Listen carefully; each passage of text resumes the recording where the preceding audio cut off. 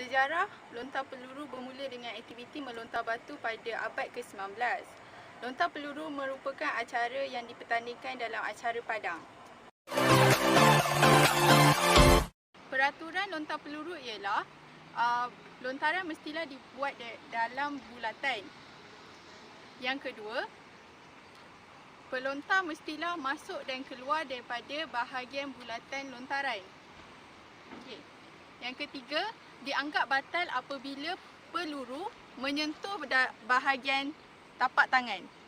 Yang keempat, peluru mestilah mendarat dalam sektor 40 darjah.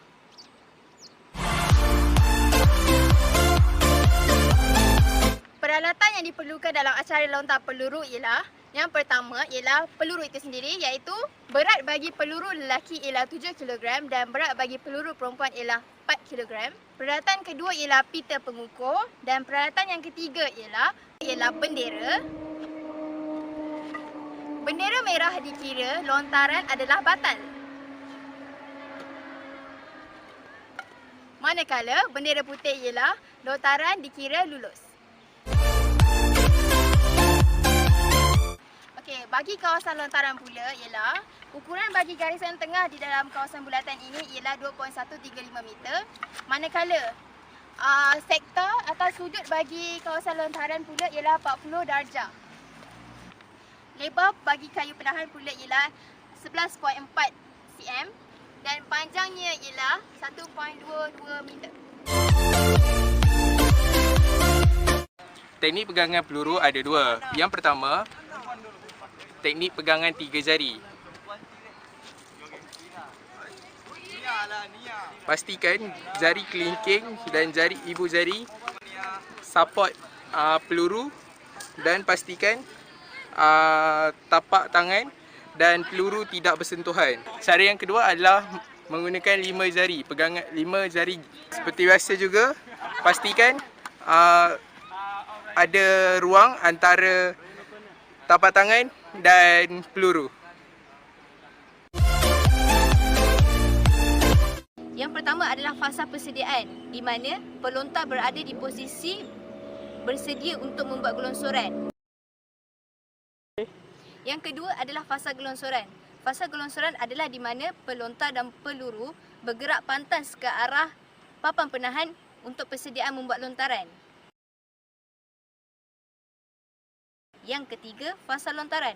Fasa lontaran adalah di mana hala tuju ditambah baik dan dipindahkan kepada peluru untuk membuat lontaran. Yang keempat adalah fasa pemulihan. Fasa pemulihan adalah pelontar mengimbangi badan untuk mengelakkan batal.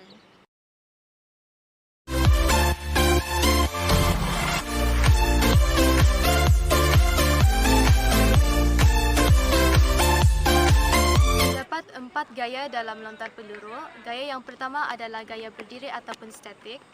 Bagi gaya berdiri ataupun statik, pelontar dikehendaki untuk berdiri secara statik dan membuat lontaran.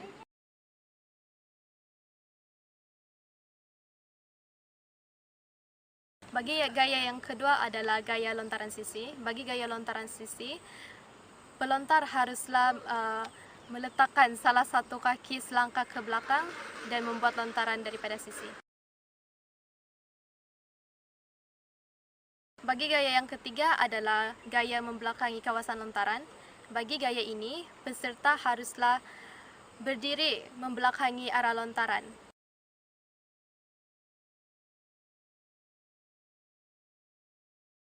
Bagi gaya yang terakhir adalah gaya Perry O'Brien. Gaya Perry O'Brien menghendaki pelontar untuk berdiri membelakangi arah lontaran dengan membengkokkan badan serta kaki kanan dan menaikkan kaki kiri dan membuat pusingan semasa membuat lontaran.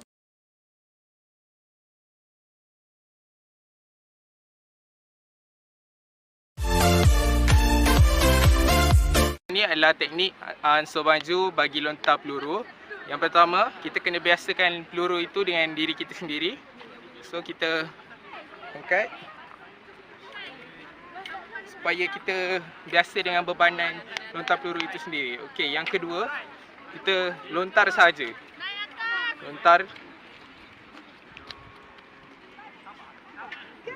Lontar saja. Dan yang kedua, itu yang sebentar tadi itu adalah lontaran hadapan, dan sekarang ini saya akan lakukan lontaran ke belakang. Itu adalah untuk membiasakan diri kita dengan berat peluru itu sendiri. Itu saja untuk ansur maju lontar peluru.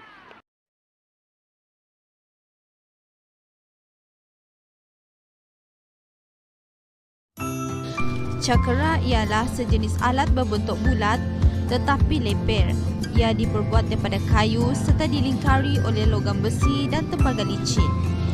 Saiz yang digunakan oleh atlet lelaki dan atlet wanita adalah berbeza. Berat cakra bagi lelaki adalah 2 kg dan perempuan pula 1 kg. Cara-cara memegang cakra. Terdapat 2 cara pemegangan cakra. Cara pertama, tapak tangan ditekapkan pada permukaan cakra yang menutupi bahagian logam di tengah cakra. Cakra dipegang hanya dengan ruas hujung jari yang dibengkokkan, manakala ibu jari diletakkan di atas permukaan cakra untuk kawalan. Jari-jari direnggangkan pada jarak yang hampir sama. Cara kedua. Cara ini hampir sama dengan cara satu. Yang berbeza hanya jari telunjuk dirapatkan dengan jari hantu, manakala jari manis dirapatkan dengan anak jari. Pemain yang akan membuat lemparan akan berdiri tegak dan melakukan hayunan rileks cakra di tepi badan.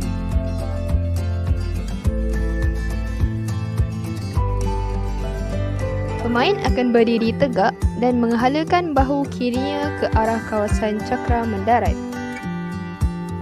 Kedudukan kaki kanan pemain berada lebih depan sedikit dari kaki kiri.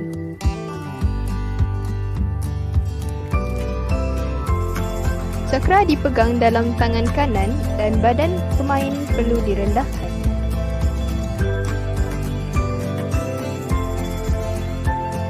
Pemain akan menghayun cakra ke belakang dengan satu hayunan rileks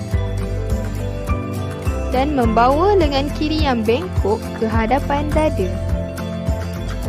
Pemain akan melakukan tolakan dengan kaki kanan yang akan memulakan aksi balingan. Tumit kaki kiri perlu dinaikkan, lutut ditolak ke hadapan, pemain perlu meluruskan badan kemudian melakukan balingan. Pemain berdiri dengan membelakangkan arah balingan. Pemain memutar atas kaki kiri dan membawa lutut kanan ke atas seperti pergerakan berlari. Lepaskan cakra di bawah aras bahu. Kedudukan kedua-dua bahu adalah sejajar.